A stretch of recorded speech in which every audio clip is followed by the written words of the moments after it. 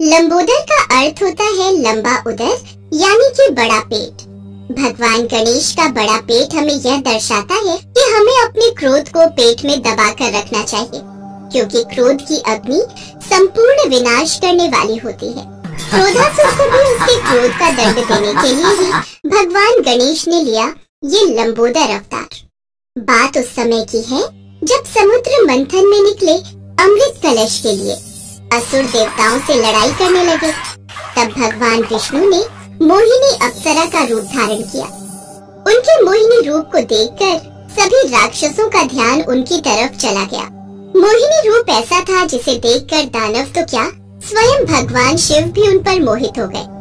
उनके इस रूप को देखकर श्री हरि ने मन ही मन हंसते हुए मोहिनी रूप का त्याग कर दिया और अपने असली रूप में आ गए। शिव जी को अपने ऊपर बड़ी खिन्नता हुई। उसी कारण उनके शरीर से एक अंश की उत्पत्ति हुई, जो महाशक्ति संपन्न एवं अत्यंत पराक्रमी असुर में बदल गया। वो असुर देखने में अत्यंत भयानक था। उसके नेत्र तांबे के थे, जिनमें अद्भुत चमक थी। वो उत्पन्न होते ही चलने लगा और शिव जी की प्रेरणा से वो दैत्य गुरु शुक्राचार्य के पास पहुंचा और उनके चरणों में प्रणाम करके बोला, प्रभु, आप मुझे अपना शिष्य बना लीजिए और मुझे आज्ञा दीजिए कि मैं क्या करूं। तुम कौन हो? कहां से आए हो? तुम्हें यहाँ किसने भेजा है? असुर की बात सुनकर गुरु शुक्राचार्य ने अपनी आंखें बंद करके ध्यान लगाया तो वो उस असुर के बारे में सब कुछ जान गए। उन्होंने उस असुर से कहा, वत्स, तुम्हारी उत्पत्ति महादेव के क्रोध के द्वारा उत्पन्न तेज से हुई है। इस कारण आज से तुम्हारा नाम क्रोधासुर है। भगवान शिव के अंश से उत्पन्न होने के कारण तुम उनके पुत्र हो, इसलिए तुम परम प्रतापी कहलाओगे। गुरु शुक्राचार्य की बात सुनकर क्रोधासुर बहुत प्रसन्न हुआ। दैत्य गुरु शुक्राचार्य ने उसे सभी शिक्षाओं में पारंगत किया। एक दिन क्रोधासुर ने शुक्राचार्य से कहा, आचार्य, मेरी इच्छा ब्रह्मांड पर विजय प्राप्त करने की है, इसलिए आप मुझे इसका उपाय बताएं कि मैं किस प्रकार तीनों लोगों को जीत सकता हूँ। यदि तुम संपूर्ण ब्रह्मांड को जीतना चाहते हो तो उसके लिए तुम्हें भगवान सूर्य की कठिन तपस्या करनी होगी और उनसे अजर रहने का वरदान प्राप्त करना होगा। उनके मंत्रों का अनुष्ठान करो। भगवान सूर्य देव तुम्हारी तपस्या से प्रसन्न होकर तुम्हारी कामना जरूर पूर्ण करेंगे। शुक्राचार्य के कहे अनुसार क्रोधासुर ने एक पांव पर खड़े होकर सूर्य मंत्र का जाप करना आरंभ कर दिया।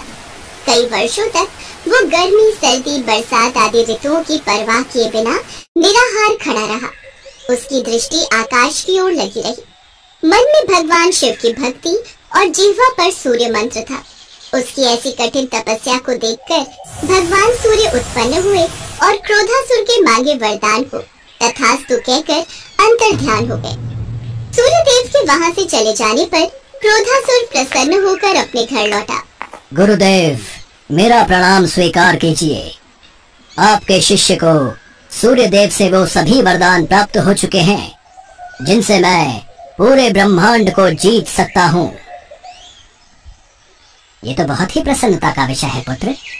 अब तुम पूरे ब्रह्मांड पर विजय प्राप्त करो। मेरा आशीर्वाद तुम्हारे साथ है। सूर्य देव से मिले वरदान के द्वारा क्रोधासुर को अजय रहने का वरदान प्राप्त हो चुका था। क्रोधासुर ने धरती लोक तथा स्वर्ग लोक सब जगह अपना राज्य स्थापित कर लिया। उसने सूर्य लोक पर भी अपना आधिपत्य स्थापित कर लिया। भगवान सूर्य तो पहले ही क्रोधासुर को आशीर्वाद दे चुके थे, अब वो कुछ नहीं कर सकते थे, इसलिए उन्हें भी सूर्य लोक छोड़कर जाना पड़ा। क्रोधासुर ने बैकुंठ और कैलाश पर भी कब्जा कर लिया। इसके पश्चात सब देवताओं ने भगवान गणेश की उपासना करनी प्रारंभ कर दी। भगवान गणेश सभी देवताओं की प्रार्थना सुनकर लंबोदर रूप में अवतार लेकर प्रकट होते हैं। हे गजानन, क्रोधासुर ने चारों ओर हाहाकार मचा दिया है। हमारी रक्षा करो प्रभु। आप सभी देवता निश्चिंत रहिए। मेरे होते हुए किसी का भी बाल बांका नहीं हो सकता। मैं समस्त असुरों का नाश कर दूंगा। इसके पश्चात भगवान गणेश लंबोदर रूप में अपनी सेना के साथ क्रोधासुर से युद्ध करने के लिए जाते हैं। क्रोधासुर जब रण क्षेत्र में पहुंचा, उसने देखा कि सामने भगवान गणेश लंबोदर रूप में खड़े हैं। उनका विचित्र वेश है। 3 नेत्र, लंबा उदर, नाभि में शेषनाग लपेटे हुए हैं। वह क्रोधपूर्वक बोला, तू मेरे से युद्ध करेगा?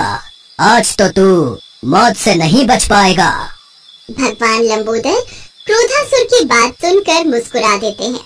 दोनों ओर से युद्ध आरंभ हो जाता है। काफी देर तक युद्ध चलने के पश्चात अंत में भगवान लंबोदर की सेना असुरों का संहार कर देती है।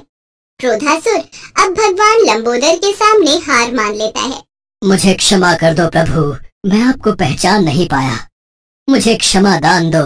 मूर्ख, तूने इतना पराक्रमी शरीर पाकर भी अधर्म कार्य किया, पर मैं फिर भी तुझे क्षमा करता हूँ, क्योंकि तू मेरी शरण में आया है, और मेरी शरण में जो कोई भी आता है मैं उसे क्षमा कर देता हूँ। मैं तो समस्त प्राणियों के शरीर में निवास करने वाला हूँ। जाओ, मैं तुम्हें क्षमा दान दे रहा हूँ। पाताल लोक में जाकर निवास करो। जो आज्ञा भगवान। क्रोधासुर ने भगवान लंबोदर की आज्ञा का तुरंत पालन किया और वो उसी समय उन्हें प्रणाम कर पाताल लोक को चला गया। यह देखकर सभी देवता, ऋषि मुनि आदि भगवान गणेश के लंबोदर अवतार पर फूलों की वर्षा करने लगे। कहा जाता है तभी से भगवान गणेश के उस अवतार को लंबोदर अवतार कहा जाता। एक बार गणेश जी ने पृथ्वी के मनुष्यों की परीक्षा लेने का विचार किया और वो माँ पार्वती के पास गए और बोले, माता, मैं पृथ्वी पर भ्रमण करने जाना चाहता हूँ और पृथ्वी वासियों की परीक्षा लेना चाहता हूँ। ठीक है पुत्र गणेश, जैसा तुम उचित समझो। पृथ्वी भ्रमण के लिए मैं एक बालक का रूप ले लेता हूँ।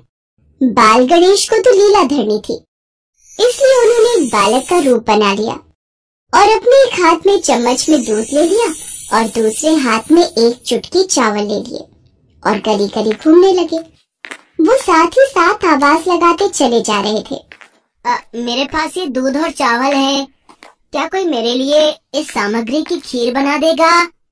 कोई भी बाल गणेश पर ध्यान नहीं दे रहा था, बल्कि लोग उन पर हंस रहे थे। अरे कोई नासमझ बालक दिखाई पड़ता है। हाँ भैया, तभी तो ये चम्मच में दूध और चुटकी चावल लिए घूम रहा है। भला इसकी खीर कैसे बनेगी? गणेश बाल रूप में लगातार एक गांव के बाद दूसरे गांव में इसी तरह चक्कर लगाते हुए पुकारते जा रहे थे, पर कोई खीर बनाने के लिए तैयार नहीं था। सुबह से शाम हो गई, गणेश जी लगातार घूमते रहे। अरे, मेरी खीर तो कोई भी बनाने को तैयार नहीं, अब क्या करूं? तभी वहाँ एक बुढ़िया अपनी झोपड़ी के बाहर बैठी हुई थी। गणेश जी वहाँ से पुकारते हुए निकले, कोई मेरी खीर बना दे, कोई तो मेरी खीर बना दे, मेरे पास ये दूध और चावल है। बुढ़िया बहुत कोमल हृदय वाली स्त्री थी। उसने गणेश जी से कहा, बेटा ला, इधर ला खीर का सामान, मैं तेरी खीर बना देती हूँ। माई, अपने घर में से दूध और चावल लेने के लिए बर्तन ले आओ। ठीक है बेटा, रुक, मैं अभी बर्तन लेकर आई। बुढ़िया एक कटोरी लेकर जब झोपड़ी के बाहर आई तो गणेश जी ने कहा, माई ये बर्तन छोटा है, अपने घर का सबसे बड़ा बर्तन लेके आओ। बेटा बड़ा बर्तन क्या करेगा, जरा से तो दूध और चावल है। अच्छा रुक, लाती हूँ। बुढ़िया को थोड़ी झुंझलाहट हुई, पर उसने कहा, चलो बच्चे का मन रख लेती हूँ, और अंदर जाकर वो अपने घर का सबसे बड़ा पतीला लेकर बाहर आई। गणेश जी ने चम्मच से दूध पतीली में उड़ेलना शुरू किया। तब बुढ़िया के आश्चर्य की सीमा न रही। ये क्या चमत्कार है प्रभु, कुछ समझ नहीं आ रहा। बुढ़िया ने जब देखा दूध से पूरा पतीला भर गया है, एक के बाद एक वो सारे बर्तन झोपड़ी से बाहर लाती गई और उसमें गणेश जी दूध भरते चले गए। इस तरह से घर के सारे बर्तन दूध से लबालब भर गए। इसके पश्चात गणेश जी बुढ़िया से बोले, माई मैं स्नान करके आता हूँ, तब तक तुम खीर बना लो, मैं वापस आकर खाऊंगा। बेटा इतना सारा दूध और ढेर सारे चावल, भला मैं इतनी सारी खीर का क्या करूँगी? माई आज तुम सारे गांव को दावत दे दो, मैं चाहता हूँ तुम्हारे हाथ के खीर का स्वाद पूरा गांव चखे। ठीक है बेटा, मैं गांव वालों को न्योता दे देती हूँ। बुढ़िया ने बड़े प्यार से मन लगाकर खीर बनाई। खीर की भीनी भीनी मीठी मीठी खुशबू चारों दिशाओं में फैल गई। खीर बनाने के बाद वो हर घर में जाकर खीर खाने का न्योता देने लगी। आज मेरे घर खीर का प्रसाद बनेगा, आप सब चखने जरूर आना। अम्मा, तुम इतने लोगों को खीर कैसे खिलाओगी? कुछ समझ में नहीं आ रहा। ठीक है अम्मा, हम आ जाएंगे। लोग बुढ़िया पर हंस रहे थे। बुढ़िया के घर में खाने को दाना नहीं और ये सारे गांव को खीर खिलाने की दावत दे रही है। चलो चलकर देखते हैं भाई, कौन सी खीर बुढ़िया माई खिलाने वाली है। चलो चलो। धीरे धीरे लोगों की भीड़ बढ़ने लगी। लोग खीर की खुशबू से खींचे चले आ रहे थे। सारा गांव बुढ़िया के घर में इकट्ठा हो गया। जब बुढ़िया की बहू सुमन को दावत की बात मालूम हुई, तब वो बुढ़िया के पास वापस आने से पहले ही वहां पहुंच गई। उसने खीर से भरे पतीलों को जब देखा तो उसके मुंह में पानी आ गया। ये माँ जी ने इतनी सारी खीर आखिर बनाई कैसे? पर अभी तो खीर की खुशबू इतनी अच्छी लग रही है कि कुछ और सोचने की जगह मन कर रहा है बस जल्दी से इस खीर को खा लूं। बहुत जोरों की भूख भी लगी है। खीर को देखकर सुमन के मुंह में पानी भर आया। एक कटोरी में खीर निकालकर वो दरवाजे के पीछे बैठकर खाने की तैयारी करने लगी। इसी बीच खीर कटोरी में डालते हुए कुछ बूंदे नीचे गिर गई और गणपति जी को भूख लग गया। वो प्रसन्न हो गए। अब पूरे गांव को खाने की दावत देकर बुढ़िया वापस अपने घर आई तो उसने देखा, अरे बेटा तू आ गया स्नान करके, खीर तैयार है। चल बेटा, मैं तुझे गरम गरम खीर परोस देती हूँ। माई, भोग तो लग चुका है। तुम्हारी बहू ने मुझे खीर का भोग दे दिया। मेरा पेट पूरी तरह से भर गया है। मैं तृप्त हूँ। अब तू खा, अपने परिवार और सारे गांव वालों को खीर खिला। पर बेटा, ये तो बहुत ज्यादा खीर है, सबका पेट भर जाएगा, इसके बाद भी ये बच जाएगी। उस बची खीर का मैं क्या करूँगी? माई, जो भी बची खीर होगी उसे रात में अपने घर के चारों कोनों में रख देना। मेरे कहने पर तुमने इतने प्रेम से खीर बनाई, तुम्हें गणेश की चमत्कारी खीर बनाने का मीठा फल अवश्य प्राप्त होगा। ये कहकर मानो वो बालक न जाने कहाँ गायब हो गया। इतनी देर में गांव वाले भी आ गए। बुढ़िया ने भगवान गणेश का ध्यान करके सब गांव वालों को खीर का प्रसाद बांटा। जब सारा गांव जी भर कर खीर खा चुका, तब भी ढेर सारी खीर बच गई। ये खीर बच गई, इसे चारों कोनों में रख देती हूँ।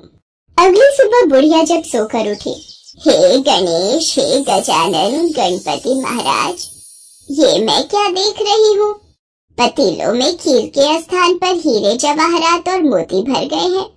विघ्नहर्ता गणेश जी, उस बालक के रूप में स्वयं आप ही आए थे। आप तो मेरे जीवन के बारे न्यारे कर गए प्रभु। बुढ़िया को दयालुता का फल मिल गया। उसकी सारी दरिद्रता दूर हो गई और वो आराम से रहने लगी। बुढ़िया ने गणपति जी का एक भव्य मंदिर बनवाया और साथ में एक बड़ा सा तालाब भी खुदवाया।